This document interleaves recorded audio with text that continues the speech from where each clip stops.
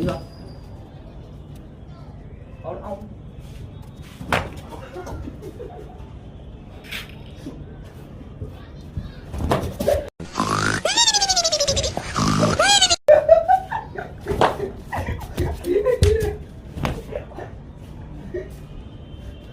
வா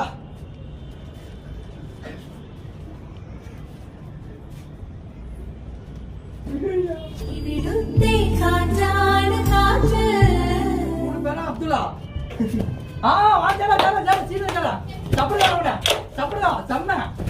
ஐயோ